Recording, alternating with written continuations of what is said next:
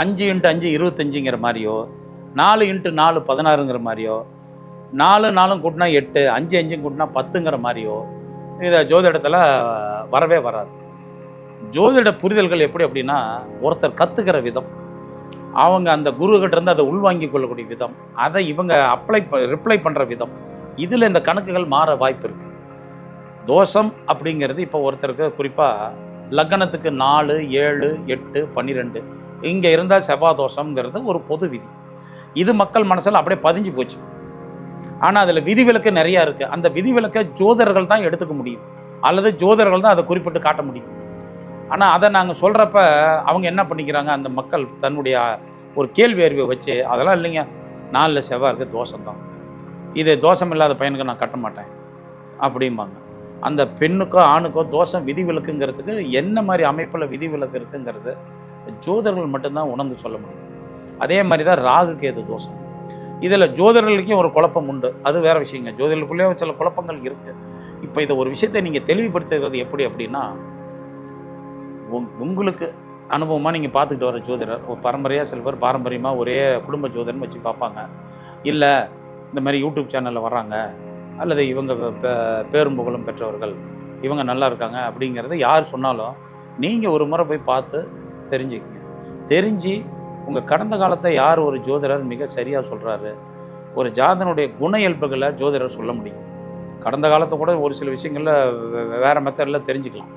ஆனால் அந்த ஜாதனுடைய கேரக்டர், அவனுடைய குண இயல்புகள், அவனுடைய தோற்றம், அவனுக்கு நடக்கக்கூடிய பிரச்சனைகளை ஒரு சிறந்த ஜோதிடர் சொல்வார். இவனுக்கு விபத்து நடக்கும், இவனுக்கு ஆப்ரேஷன் நடக்கும், அல்லது இவனுக்கு இந்த மாதிரி யோகம் நடக்குங்கிறதெல்லாம் ஜோதிடர்கள் சொல்ல முடியும். அப்போ இந்த தோஷம் ஏன் வித்தியாசம் வருது அப்படிங்கிறப்போ, ஒரு டாக்டர்கிட்ட போய் நம்ம நோய் தன்மையை கேட்குறோம். கடுமையான நோய் ரொம்ப சிவியராக இருக்கும்பாங்க. அப்போ அவங்க அதுக்கு மருத்துவ முறை வேறு மாதிரி சொல்லுவாங்க. இல்லைப்பா சும்மா நோய் தான் இருக்குது, ஆனால் அது அவ்வளோ ஒன்றும் பாதிக்கிற அளவுக்கு இல்லை, சும்மா மருந்து மாத்திரையிலே சரி பண்ணிக்கலாம் அப்படிம்பாங்க. அதுபோல தான் இந்த தோஷங்கள். அதனால் அனுபவமிக்க ஜோதிடர்கள் சில பேர் என்ன சொல்லுவாங்க, 2ல் இருக்க தோஷம்தான், லக்னத்தில் இருக்க தோஷம்தான், ஆனால் தோஷத்தின் அளவு குறைவாக இருக்குது. அளவு என்னங்க குறைவு அப்படின்னா, இது என்ன சுகரா நம்ம கணக்கு போடுறதுக்கு? அது அல்ல. பார்வைகள், ஒரு கிரகம் தோஷம் செய்யும் கிரகத்தின் பார்வைகள் சுப பார்வை பட்டுட்டா அந்த தோஷம் தரக்கூடிய கிரகம் அந்த பாதிப்பை குறைவாக செய்கிறது. அதைத்தான் சில பேர் இது தோஷமே இல்லை அப்படின்றவாங்க. நான்லாம் நிறைய பேத்துக்கு செவ்வாய் இருந்தாலும் செவ்வாய் இல்லைன்னு இருக்கேன். அது என்ன காரணம்? இப்போ சிம்ம லக்கணம் கடக லக்கணத்துக்கு செவ்வாய் எங்கே இருந்தாலும் தோஷமே கிடையாது, அது செவ்வாய் தோஷமே கிடையாது. அதற்கும் காரணம் நிறையா இருக்குது. அதே மாதிரி ராகுகேது தோஷமும் அப்படி தான். குரு பார்வை பார்த்துட்டா இந்த ராகுகேது தோஷம் கிடையாது. இன்னொரு பிரச்சனை நிறைய மக்கள்கிட்ட, தோஷமுள்ள ஆணுக்கு தோஷமுள்ள பெண்ணை பொருத்தணுமா, தோஷமுள்ள பெண்ணுக்கு தோஷமுள்ள ஆணை பொருத்த வேண்டுமா அப்படிங்கிறது. முதல்ல இந்த தோஷம் அப்படிங்கிறது என்னன்னு தெரிஞ்சு, ஒரு உடம்புல ஒரு விட்டமின் சக்தி கம்மியாக இருந்தால் அந்த சத்து உள்ள மாத்திரையை கொடுத்துட்றாங்க. அது மாதிரி ஒரு பாவத்தில் அந்த பாவகரங்கள் இருக்கப்போ அந்த பாவத்தை கெடுத்து, லக்னத்தில் ராகு இருந்தால் அவன் முன்கோபி, அவனுக்கு உடம்புல விஷம் தீண்டு, விஷம்னா பாம்புன்னு எடுத்துக்கூடாது, பூராங்க கடிக்கும், தேல் கடிக்கும், நாய் கடிக்கும், பூனை பராட்டும், அவன் உடம்புல ஸ்கின் அலர்ஜி வரும். இந்த மாதிரி லக்னத்தில் ராகு இருக்குது உங்களுக்கு. அதே 2ஆம் பாவத்தில் ராகு இருந்தால் அவனுக்கு பல்லு சொத்தையாகும், பல்லு பிரச்சனை வரும். அது அந்த திசை புத்தியில் தான் வரும். லக்னத்தில் பிறப்பப்பே ராகு இருந்தால் அவனுக்கு அதெல்லாம் வராது. அந்த திருமணம் வரப்போ ராகு தசை வருதா, ராகு தோஷம் இருக்குதா, அப்போ திருமண வயதில் ராகு வருதா, அப்போ அந்த பாதிப்புக்கு என்ன பரிகாரம் தேடிங்க. இவனுக்கு ராகு தோஷம் இருக்குது, இவனுக்கு செவ்வாய் தோஷம் இருக்குன்னா அதை பற்றிலாம் கவலைப்பட்டு இருக்காதீங்க. எந்த தோஷமும் ஒரு உதாரணம், இந்த தோஷம் எப்படி பலன் கொடுக்குன்னா அது தசாபுத்தி வர்றப்போ தான் கொடுக்கும். மற்ற நேரத்தில் அது பாட்டுக்கு அமைதியாக தான் இருக்கும். ஒரு கட்சி இப்போ ஆட்சிக்கு வருதுன்னா அந்த எந்த கட்சி ஆட்சிக்கு வந்து பவரில் இருக்கோ அப்போ தான் அந்த வீரியத்தை அவங்க காட்டுவாங்க, அவங்க பவருக்கு வருவாங்க, அதிகாரத்துக்கு வருவார்கள். அது மாதிரி தான். அப்போ ஒரு செவ்வாய் தோஷம் உள்ள பெண்ணை திருமணம் செய்கிறப்ப அதுக்கு செவ்வாய் தசை நடக்குதுன்னா அதுக்கு பரிகாரம் செஞ்சு கல்யாணம் பண்ணி, ராகுக்கு எதுவும் சொல்ல பெண்ணுக்கோ ஆணுக்கோ திருமணம் செய்கிறப்ப அதுக்குரிய வழிபாடு பரிகாரம் செஞ்சு அப்போ கல்யாணம் பண்ணுங்க. அந்த தோஷத்தின் அளவு குறையும். அப்போ குரு பார்வை இருக்குது, சூப்பர் பார்வை இருக்குது, அப்போ அது தோஷம் வீரியம் குறைவு, அந்த கிரகம் நீச்சம் அடைஞ்சிருக்கு அப்படிங்கிறப்போ இந்த தோஷத்தில் வித்தியாசம் வரும். இதை ஜோதிடர்கள் சொல்கிறத மக்கள் பார்க்குறவங்க தவறாக கூட புரிஞ்சுக்கலாம். அந்த ஜோசியர் இல்லைன்ட்டாரு, செவ்வாய் தோஷமே இல்லைன்ட்டாரு, ராகு தோஷமே இல்லைன்ட்டாருன்னு இப்படி சில தவறான புரிதல்கள் கூட அப்படியே பேச்சுவாக்கில் வந்துடும். அதனால் நீங்கள் தெளிவான முடிவு நீங்கள் தான் அதை எடுத்துக்கணும். ஜோசியருங்க சொன்னால் சரி, அவர் தோஷம் இருக்கா இல்லையாங்கிறதா ஜோதிடருக்கு தெரியும். நல்ல அனுபவமிக்க ஜோதிடர்கள் நான் இப்போ 2-3 பேத்துக்கு பொருத்தியிருக்கேன். ஆணுக்கு ராகுகேது தோஷம் உண்டு, பெண்ணுக்கு இல்லை. அந்த பெண்ணுக்கோ ஆணுக்கோ ராகு தசை வராமல் இருந்தால் அதை பொருத்தலாம். நல்ல கிரக அமைப்புகள் இருந்துட்டான், அதனால் அந்த தோஷம்லாம் பாதிக்காது. அதை வந்து தோஷ சாமியம்னு சொல்கிறாங்க. தோஷத்துக்கு தோஷம் சரியாக இருக்கும், மைனஸ் இன்ட்டு மைனஸ் ப்ளஸ்ஸு அப்படிங்கிற கணக்கு எடுத்துக்கிறாங்க. ஆனால் நாம் மீண்டும் நான் சொல்கிறதுங்க, ஒரு யதார்த்தமான நிலையை பார்த்துங்க. அடிப்படை விஷயத்தில் ஒரு நல்ல குணமுள்ள ஒரு ஆண்மகனுக்கு கொஞ்சம் பெண்ணை கொஞ்சம் கோபக்கார பெண்ணாக இருந்தாலும் இதாக இருந்தாலும் பொறுத்திட்டு அவங்க அட்ஜஸ்ட் பண்ணி வாழ்ந்துக்கிறாங்க. பெண்ணுக்கும் இதே நிலை, ஆணுக்கும் இதே நிலை தான். அப்போ இந்த தோஷத்தை பொறுத்தளவுக்கு வித்தியாசம் வருது இந்த மாதிரி கணித அமைப்புகளில் தான் வரும். மற்றபடி அதை வந்து நீங்கள் இன்றைக்கி ராகுகேது இருந்தால் அது கல்யாணமே ஆகாது, கல்யாணம் லேட் ஆகுங்கிறதெல்லாம் எடுத்துக்காதீங்க. ராகுகேது இருக்கிறவங்களும் இளம் வயதிலே கல்யாணம் நடந்திருக்கு. ராகுகேது உள்ளவங்களுக்கு சின்ன வயசுலேயே நடந்திருக்கு, சின்ன வயசுலேயே குழந்தை கிடச்சிருக்கு. ஆனால் அந்த திசாபுத்தி வரப்போ அது அந்த காரகத்தை அந்த பாவத்தை கெடுத்துடும். லக்கணத்தில் ராகு இருந்தால் ஒன்று அவனை கேரக்டரை கெடுக்கும், ஆரோக்கியத்தை கெடுக்கும், ஏதாவது ஒன்று குணத்தை கெடுக்கும், எது வேணால் செய்யும் ராகு. ஆனால் ஏதோ கெடுக்கும், அவ்வளோதான். அது எந்த விதத்தில் கெடுக்குதுங்கிறது அந்த ஜாதகன் அவன் வாழ்க்கையில் சந்திக்கிற பிரச்சனைகள், அவன் ஒரு பிரச்சனையை எதிர்கொள்ள விதத்தை பொறுத்து அது பலனை கொடுக்கும். செவ்வாய் தோஷமும் அப்படி தான். செவ்வாய்ங்கிறது ரத்தம் சம்மந்தப்பட்ட ஒரு விஷயம். செவ்வாய் பலமாக இருந்தால், அதனால தான் அந்த காலத்தில் போர்ப்படையில் தளபதியாக இருக்கிறவங்கள செவ்வாய் பலமிக்கவர்களை தேர்ந்தெடுப்பாங்க. செவ்வாய் பலமிக்கவனா இன்றைக்கி தீயணைப்புத்துறை, காவல்துறை, இந்த மாதிரி இடத்துல நல்ல பவரில் இருக்கவங்களாம் பார்த்தீங்கன்னா அவங்களுக்கு செவ்வாயும் சூரியனும் சனியும் பலமாக இருக்கும். எந்த போலீஸ்காரங்க, இராணுவம் இந்த மாதிரி இருக்கவங்கெல்லாம் பார்த்து எடுத்து பாருங்க. அப்போ இந்த செவ்வாய் பலமாக இருக்கணும். இப்போ செவ்வாய் நீச்சம் பெற்றாங்க, அவங்களுக்கெல்லாம் யோகம் இல்லையா, அவங்கெல்லாம் பலமாக இருக்க மாட்டா இருப்பார்கள், நிச்சயமாக இருப்பாங்க. அதெல்லாம் எந்த இதில். ஆனால் அதுக்கு நீச பங்கம் பெற்றிருக்க வேண்டும். செவ்வாய் எங்கள் கடகத்தில் நீச்சமாகும், அந்த இடத்துல குரு உச்சமாக இருந்தால் அது நீசபங்கம். சந்திரன் ஆட்சி பெற்றிருந்தால் நீசபங்கம். சந்திரனும் செவ்வாயும் விருச்சிகம், சந்திரன் விருச்சிக ராசியில் இருந்த நீச பரிவர்த்தனை, அதுக்கு நீசபங்கம். இப்படி நிறைய விதிவிலக்கு இருக்குது. அப்போ அந்த தோஷம் அளவு குறைவு, அளவு அதிகம் அப்படிங்கிறத பொறுத்து தான். கடுமையான அப்படிங்கிறதுக்கும் கொஞ்சம் தோஷம்தான் அப்படிங்கிறதுக்கும் வித்தியாசம் இருக்குது. இப்போ நான் ஒரு சின்ன உதாரணம், உங்களுக்கு ஒரு ஜிலேபி பிடிக்குதுன்னு வச்சுங்க. உதாரணத்துக்கு ஒரு தட்டில் 10 ஜிலேபி வச்சுட்டோம். உங்களுக்கு ஜிலேபி ரொம்ப இஷ்டமான விஷயம். ஒரு ஜிலேபியை வேகமாக சாப்பிடுவீங்க, 2வது ஜிலேபியை வேகமாக சாப்பிடுவீங்க, 3வது ஜிலேபி அப்படி சாப்பிட முடியாது, அது திகட்ட ஆரம்பிச்சிடும். அது மாதிரி தான் இந்த தோஷங்கள் வந்து அந்த காலத்தில் ஜோதிட சாஸ்திரத்தில் விதிவிலக்கு என்ன சொல்லியிருக்காங்கன்னா, சரி ராகுகே தோஷம் இருக்கா, செவ்வாய் தோஷம் இருக்கா, மேரேஜ் கொஞ்சம் லேட்டாக பண்ணும். ஒரு ஆண் ஜாதகத்தில், பெண் ஜாதகத்தில், ஆண் ஜாதகத்தில் சனி செவ்வாய் லக்னம் 7ல் சம்மந்தப்பட்டால் காதல் திருமணம், கலப்பு திருமணம் அப்படின்னு சொல்கிறாங்க. அப்போ அந்த காலத்தில் அதுக்கு ஒரு பரிகாரம், ஒரு கோயில் வழிபாடு செஞ்சுட்டு கொஞ்சம் லேட்டாக உள்ள பையனை பார்த்து, வயசு அதிகம் உள்ள பையனை, ஒரு 21 பொண்ணுக்கு 21 வயசு, மாப்பிள்ளைக்கு 28 வயசு, அந்த மாதிரி உள்ள ஜாதகத்தை பார்த்து பொறுத்துறப்ப இந்த தோஷம் நிச்சயமாக தோஷத்தின் வீரியம் குறைகிறது. கிராமத்தில் இன்றைக்கும் சொல்லுவாங்க, ராகு தோஷம் அடிச்சிடுச்சு, செவ்வாய் தோஷம் அடிச்சிடுச்சு. அதை அடிச்சிடுச்சுங்கிறது அவங்க இறந்து போயிட்டாலோ பிரிஞ்சு போயிட்டாலோ, அந்த பொண்ணுக்கு செவ்வாய் இவனுக்கு இல்லை, அதனால தான் பிரிஞ்சு போயிட்டாங்க, இறந்து போயிட்டாங்க, இப்படிலாம் சொல்லுவாங்க. கேஷுவலாக அந்த தோஷத்தை பற்றி மக்கள்கிட்ட இந்த மாதிரி யதார்த்த வார்த்தைகளை நிறைய சொல்கிறாங்க. எடுத்த உடனே திருமண அமைப்பிலே பாருங்கள், ராகு கேது தோஷம் உள்ள ஜாதகம், செவ்வாய் தோஷம் உள்ள ஜாதகம், ராகு கேது செவ்வாய் உள்ள ஜாதகம்னு அப்படியே பிரித்து வச்சுருக்காங்க. சுத்த ஜாதகம் எங்கேயுமே இருக்காங்க யாருக்குமே, உண்மையாக சொல்லப்போனால். அதேமாதிரி தோஷம் உள்ளதும் இருக்கத்தான் செய்யும், தோஷம் இல்லாத ஜாதகம் இது சுத்தமான சுத்த ஜாதகம்னு யாருக்கும் சொல்லவே முடியாது. நிச்சயமாக ஏதோ ஒரு அமைப்பில் பங்கப்பட்டு தான் ஜோதிட அமைப்பே இருக்குது. 12 வீடுகள்லேயும் 27 நட்சத்திரங்களும் 9 கிரகங்களும் ஏதோ ஒரு இடத்தில் சுபத்தன்மையையும் ஏதோ ஒரு இடத்தில் பாவத்தன்மையும் கொடுத்தே தீருது. ஒரு அழகிய பங்களா வீடு இருக்குது, அந்த வீட்டுக்குள்ளே பூஜரமும் இருக்குது, கழிவறையும் இருக்குது. அது மாதிரி தான் கிரகங்கள். ஒரு நன்மை செய்கிற கிரகமும் இருக்குது, தீமை செய்கிற கிரகம், அது இந்த 12 கட்டத்துக்குள்ளே இருக்குது. அது யாருக்கு எங்கே இருக்குது, என்ன தருதுங்கிறது தான், அதை கண்டுபிடிச்சி பலன் சொல்கிறது தான் ஜோதிடருடைய அனுபவம், அவருடைய திறமை. பொதுவாக ராகு தோஷம், செவ்வாய் தோஷம் இன்றைக்கி மக்கள்கிட்ட இருக்கிற இது ஒரு பெரிய பிரச்சனை. மீண்டும் சொல்கிற, மக்கள் ஒரு விஷயத்தை எடுத்துங்க. ஒரு கோயிலுக்கு போகிறோம், கோயிலுக்கு வெளியே கழிவறை கட்டி வச்சுருக்காங்க. ஒரு கொஞ்ச நாளைக்கு முன்னாடி கோயிலுக்குள்ளே ஸ்ரீரங்கத்துக்குள்ளே ஈசான மூலையிலே கழிவறை வச்சுருந்தாங்க. அது எந்த ஸ்ரீரங்கம் கோயிலில் போய் பாருங்கள், முன்னாடி இப்போ இல்லை, இப்போல்லாம் அதை எடுத்துட்டாங்க. ஆனால் ஸ்ரீரங்கம் கோவிலில் ஈசானிய பகுதியில் கூட கழிவறை வச்சுருந்தாங்க, அப்புறம் அதை எடுத்துட்டாங்க. அப்போ இது எதுக்காக ஒரு உதாரணத்துக்கு சொல்கிறேன், எந்த ஒரு புனிதமான இடத்துலையும் அல்லது வீட்டுக்குள்ளே எப்படி வச்சுருக்கோம் அப்படிங்கிறதெல்லாம் பார்த்தீங்கன்னா, எந்த ஒரு இடத்துலையும் ஒரு நேர்மறை. அப்போ இந்த சுத்த ஜாதகம் அப்படிங்கிறதுக்கும் இல்லை ராகு கேது தோஷம் உள்ள ஜாதகம் அப்படிங்கிறதுக்கு உள்ள வித்தியாசத்தை புரிஞ்சுங்க. சுத்த ஜாதகத்திலையும் குடும்ப பிரச்சனை உள்ளவங்க இருக்கிறாங்க, பிரச்சனையோடு வாழ்கிறவங்க இருக்காங்க. ராகு கேது தோஷம் இருந்தாலும் நல்ல முறையில் வாழ்கிறவங்களும் இருக்காங்க. சில பேர்த்துக்கு ராகு கேது தோஷம் அபரிதமான யோகத்தை செய்யும். இப்போ ஒரு ஆணுக்கு ராகு கேது தோஷம் இருக்குது, அவனுக்கு வசதி இருக்குது, பொருளாதார சூழ்நிலை எல்லாம் மிக சிறப்பாக இருக்குது, ஆனால் அவனுக்கு பொண்ணு கிடைக்காது.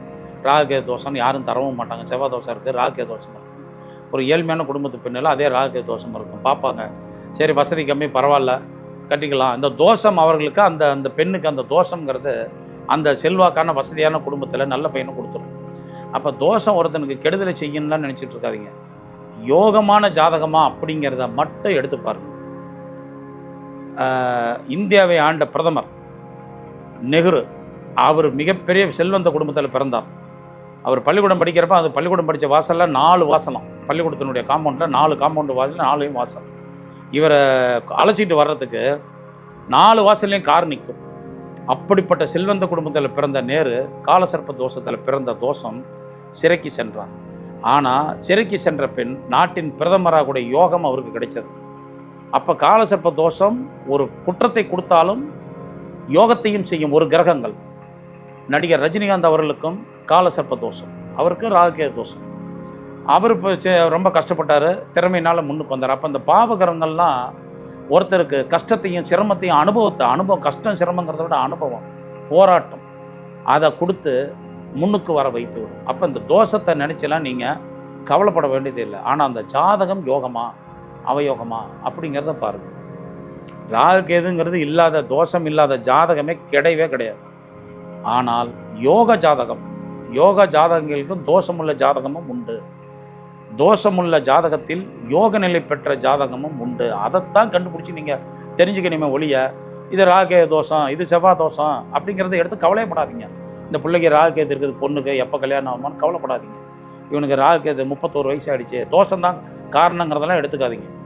ஒருத்தருக்கு ஆணுக்கோ பெண்ணுக்கோ திருமணம் ஆகலாம், அதுக்கு காரணங்கள் வேறு, பல காரணங்கள் இருக்கலாம். வெறும் இந்த ராகுகேது தோஷம் மட்டும் காரணம் இல்லை.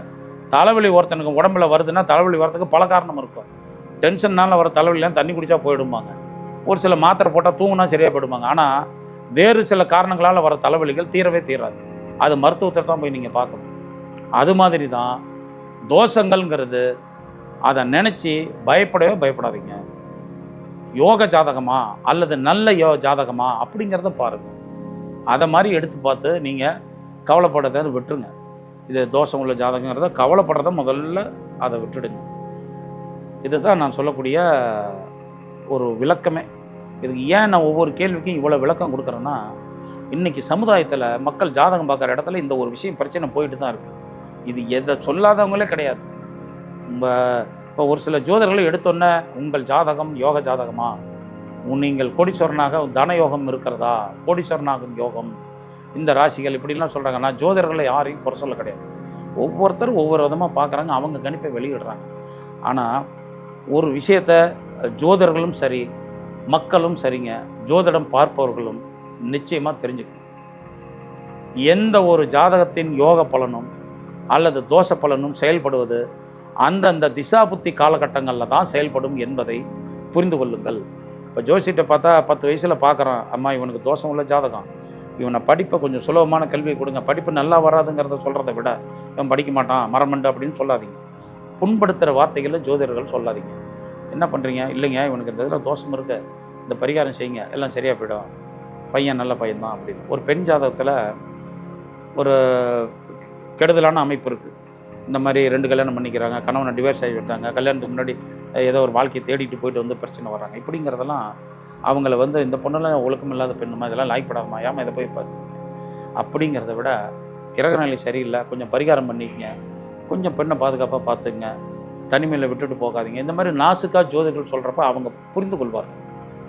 நாம் சொல்கிற வார்த்தைகள் அல்லது நாம் சொல்கிற விதம் அவங்கள எதிராளியை, அதாவது பார்க்குறவங்கள புண்படுத்தாமல் ஜோதிடர்கள் சொல்கிறப்ப அவங்கக்கிட்ட நல்ல விஷயங்கள் அப்படிங்கிற விஷயம் வந்துடும். அப்போ அந்த தோஷத்தையும் யோகத்தையும் ஜோதிடர்கள் முதல்ல பிரித்து பார்த்து கொள்ள வேண்டும். பயமுறுத்தவே கூடாது, ஐயோ கடுமையான தோஷம் இதுன்னு. ஒரு விஷயத்தை மட்டும் தெளிவுபடுத்திருங்க. ஒரு ஜாதகத்தில் இந்த பலன் இவனுக்கு நடக்குங்கிறத நாசுக்கப்படுத்திருங்க. அதே மாதிரி அவங்களுக்கு அப்பாவுக்கு பிரச்சனை வரும், அம்மாவுக்கு பிரச்சனை வரும், இந்த நேரங்கிறத கோடிட்டு காட்டிடுங்க. ஏன்னா அவங்க நாளைக்கு ஏதாவது சம்பவம் நடந்துட்டால் ஜோதிடரை வந்து கேட்பாங்க. ஜோதிடர்களில் நம்புறவங்க நிறைய ஜோதிடரை சொன்னால் அப்பா நடக்கும், ஜோதிடத்தை நம்புறவங்களும் ஜோதிடர்களை கடவுள் போல் நினைப்பவர்களும் உண்டு. அவங்கக்கிட்ட நாசுக்கப்படுத்திடுது. என்னங்க நீங்கள் சொல்லலை, உங்ககிட்ட இப்போ தான் பார்த்துட்டு போனேன், பிள்ளை நல்லா கல்யாணம் பண்ணுவீங்கன்னு எல்லாம் ஏற்பாடு பண்ணி தான் பிள்ளை ஓடி போச்சு அப்படிம்பாங்க. அப்போ இந்த மாதிரி பாவகரம் தான் நாசுக்காக சொல்லி பழகிடுது. இந்த தோஷத்தின் அளவையும் யோகத்தின் அளவையும் ஒப்பிட்டு பாருங்கள். அம்மா எல்லாம் தோஷம்தான், ஆனால் அது நிறையா அவனுக்கு சிரமத்தை அனுபவத்தை கொடுத்து மேலே வந்துடுவான், கவலைப்படாத அப்படின்னு சொல்லுங்கள் பாருங்கள், அவர்களுக்கு கொஞ்சம் வரும். ஜோதிடர் சொல்கிறதுனால ஒன்றும் பெரிய யோகம் மாற போகிறதில்ல. ஆனால் ஜோதிடர்கள் அதை சொல்கிறப்ப அவங்களுக்கு மன ரீதியான ஒரு ஆறுதல் இருக்கும். ஒருத்தன் படிக்கலை, இவன் படிக்க மாட்டான், இவன் தெல்ல வேறைய ஊர் சுற்றுவாங்கிறத விட நீங்கள் நாசுக்காக இவனுக்கு சுலபமான படிப்பு படிக்க வைங்க. கொஞ்சம் தம்பி சிநேகத்தெல்லாம் குறைச்சிக்கப்பா, பழக்க வளத்தை குறைச்சிக்கப்பா, உன் எதிர்காலம் நல்லா இருக்குது. இந்த மாதிரி உதாரணங்கள். நான் என்கிட்ட ஒரு பையன் வந்தான், அவங்க அப்பா அம்மா உண்மையிலே என்னை பார்த்த அனுபவத்தை சொல்கிறாங்க. படிக்க மாட்டேங்கிறாங்க, ஃப்ரெண்ட்ஸோட சுற்றுறான்னாங்க. நான் அவன் ஜாதத்தை பார்த்துட்டு, அவன் ஜாதகம் உண்மையிலே கொஞ்சம் மோசமான ஜாதகம் தான். ஆனால் என் அனுபவத்தில் நான் என்ன சொன்னேன், இவன் மழை தண்ணீர் மாதிரி புனிதமானவன். இவன் எங்கே விழுகிறானா அங்கே பொறுத்து இவன் நேரம் மாறிவிடும். கிணத்துல விழுந்தால் கிணத்து நீர் ஆகிடுவான், புனித குளத்தில் விழுந்தால் இவன் புனிதமான நீர் ஆகிடுவான், புழுதியில் விழுந்தால் புழுதி ஆகிடுவான், சாக்கடை தண்ணியில் விழுந்தால் சாக்கடை ஆகிடுவான். இவன் விளற இடத்த பொறுத்து, இவன் விளற இடத்த பொறுத்து இவன் யோக பலன் மாறும். இவன் நீ நல்லவனாக இருக்கிறது கெட்டவனாக இருக்கிறது நீ சேர்ற இடத்த பொறுத்துன்னு ஓரளவுக்கு நல்லா ஆகிட்டான். சின்ன சின்ன பழக்கத்தை மாற்றிக்கிட்டான் ஓரளவுக்கு. அவ்வளோதான் ஜோதிஷம் பார்க்க முடியும், அவ்வளோதான் ஜோதிடத்தில் பலன் சொல்ல முடியும். இவன் புத்தன், இவன் காந்தி, இவன் உத்தமன், இவன் அயோக்கியன் அப்படிங்கிறதெல்லாம் ஜோதிடத்தை நாம் நிர்ணயம் பண்ண முடியாது. சார் இந்த மாதிரி நடக்கும், இதில் ஜாக்கிரதையாக இருப்பா. பெண்கள் இப்போ காதலிப்பான், பெண்கள் விஷயத்தில் மோசமானவன் ஒரு ஜாதக அமைப்பை நம்ம பார்க்குறோம். அப்பா பெண்கள் விஷயத்தில் கொஞ்சம் ஜாக்கிரதையாக இரு, கவனமாக இருப்பா, பெண்களால் உனக்கு அவமானம் வரும், அதனால் நீ பழகிற பெண்கள் உனக்கு கெட்ட பேரை உண்டாக்கிடுவாங்க அப்படின்னு சொல்கிறப்பா அவனுக்கு அதை மனசில் கருத்து அது பதிய ஆரம்பிச்சிடும். ஓ நம்ம ஜாக்கிரதையாக இருக்கணும், பொம்பளைங்கெல்லாம் ஜாக்கிரதையாக இருக்கும், வாழ்த்தனத்தெல்லாம் அங்கே காட்டாதரா அப்படின்னா அது அவனுக்கு இது தரும். நாம் சொல்கிற கருத்துக்களை அல்லது தோஷ விளக்கங்களை நாசுக்காக சொல்லி பாருங்கள், அது பலனை மாற்றும் அல்லது அந்த ஜாதகனை மாற்றும். விதியை மாற்ற முடியுமானா மாற்றவே முடியாது. ஆனால் அந்த கெட்டதையோ நல்லதை அதிகப்படுத்தலாம், கெட்டதை குறைக்கலாம். அதுக்கு தானே கிரகங்கள் எல்லாம் இருக்குது, தெய்வ வழிபாடுகள் அதுக்கு தானே இருக்குது. அதனால் இந்த தோஷ விஷயங்களில் இப்படி முடிவெடுத்துக்கலாங்கிறது என்னுடைய அனுபவம், என்னுடைய கருத்து. தோஷங்களை நினச்சி கவலைப்பட வேண்டியதில்லை, யோகங்களை நினச்சி பெருமைப்பட வேண்டியதில்லை. ஒரு ஜாதகத்தில் ஒருத்தன் கோடீஸ்வரனாகணும் யோகம் இருந்தால் அது ஜோசியர் சொன்னதெல்லாம் நான் வீட்டுக்குள்ளே போய் உட்காந்துக்கிட்டு அவன் கோடீஸ்வரன் ஆக மாட்டான், இல்லை அவன் பாட்டுக்கு சுற்றிக்கிட்டு இருந்தால் கோடீஸ்வரன் ஆக மாட்டான். அதை நோக்கி இவன் நகரணும். நகரன்னா என்ன பண்ணணும், உழைக்கணும், தொழிலை தேர்ந்தெடுக்கணும், உண்மையாக உழைக்கணும். உழைக்கிறப்ப அந்த யோகம் வேலை செய்யும். ஏன்னா என் பையன் கோடீஸ்வரன் ஆவானுங்க இன்னும் அப்படியே தாங்க இருக்கான்னா அவன் எந்த தொழிலும் செய்யாமல் இருப்பான், அவன் பாட்டுக்கு இருப்பான். ஜோசியர் சொல்லிட்டாரு என் பையன் கோடீஸ்வரன் அப்படின்ட்டு அங்கே எப்படி நடக்கும்? அதை நோக்கி நகர்ந்தால் அந்த யோகம் அவங்களுக்கு செயல்படும். எந்த யோகமும் செயல்படுவதற்கு அந்த ஜாதகனுடைய முயற்சியும் அவனுடைய உழைப்பும் இருந்தால்தான் அந்த யோகம் சித்திக்கும். இந்த தோஷத்துக்கும் யோகத்துக்கும் உள்ள ஒரு அந்த தோஷத்துக்கும் யோகத்துக்கும் உள்ள ஒரு வித்தியாசத்தை எளிமையான ஒரு கருத்தில் சொல்கிறேன். ஒருத்தனுக்கு யோகம் நல்ல நிலை இருக்குது, படிக்கணும், படித்தா யோகத்துக்கு வருவான், அவன் படிக்கணும். இந்த படிக்கிற காலகட்டத்தில் கொஞ்சம் படிக்கிறது கஷ்டமாக இருக்கும், ரொம்ப சிரமமாக இருக்கும். வீட்டு பாடம் எழுதுறதோ அல்லது ஹோம்ஒர்க் பண்ணுறது, மற்ற இதை எடுத்து பரீட்சை எழுதுறது, சிலபஸை புரிஞ்சுக்கிறதெல்லாம் கடுமையாக இருக்கும். ஆனால் அந்த கடுமையான வழியில் படித்து புரிஞ்சிட்டா நல்லா படிச்சிருவான். அதே அந்த நேரத்தில் சுலபமான அந்த சினிமாவுக்கு போகலாம், நண்பர்களோட ஜாலியாக சுற்றலாம்னு அப்போ அந்த நிலை அவனுக்கு சந்தோஷமாக இருக்கும். அப்போ இவன் தேர்ந்தெடுக்கிற பாதை அங்கே தான், அவன் தேர்ந்தெடுக்கிற நிலை தான் யோகத்துக்கு. கஷ்டப்பட்டு அந்த காலத்தில் கடினமாக வச்சு கஷ்டப்பட்டு படித்தானா அவன் உயர்வான். அப்போ கொஞ்சம் இந்த படிப்பெல்லாம் இப்போ நாளைக்கு படிச்சுக்கலாம் புத்தகத்தை மூடி வச்சுட்டு ஜாலியாக சுற்ற போயிட்டானா அவன் வாழ்க்கை எங்கே போகும்? அவன் ஜாதத்தில் யோகம்லாம் இருக்கும். அந்த யோகம் செயல்படுறதுக்கு இவன் முயற்சி காரணமாக இருக்கணும். ஒரு ஐஏஎஸ் அதிகாரி கலிவி பெருமாள்னு நினைக்கிறேங்க, அவர் ஒரு மீட்டிங்கில் பேசினார். அவர் பேசினது தான் இப்போ நான் சொல்கிறேன். ஒரு துப்புரவு தொழிலாளர்கள், அதாவது முனிசிபாலிட்டியில் ஒரு துப்புரவு தொழிலாளர் வேலைக்கு ஆள் தேவை, ஒரு சாதாரண இது வேலைக்கு.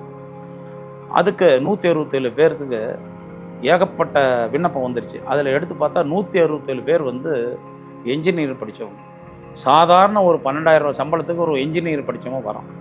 அதே அமெரிக்காவில் ஒரு இன்ஜினியராக இருக்கும், கோடிக்கணக்கில் சம்பாதிக்கிறான். இது அமெரிக்கரும் அவரும் பேசிக்கிட்ட உரையாடல அவர் ஒரு கருத்தரங்கில் மாணவர்கள் கருத்தரங்கத்தில் சொன்னார்.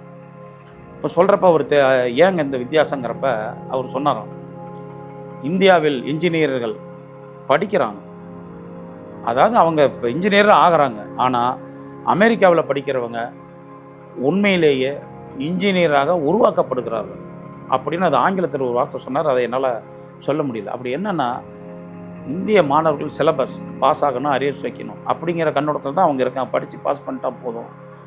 பெற்றவங்க அம்மா என்ன சொன்னப்பா, நீ எப்படியோ படித்து நல்லா வேலைக்கு போய்டு, நல்லா வந்துடு, அது போதும் எனக்கு அப்படிங்கிற அதை பண்ணிட்டு பார்த்து சிந்திக்கிறாங்க. ஆனால் அமெரிக்க கல்வி முறையோ அமெரிக்க வாழ்க்கை முறையோ அப்படி அல்ல.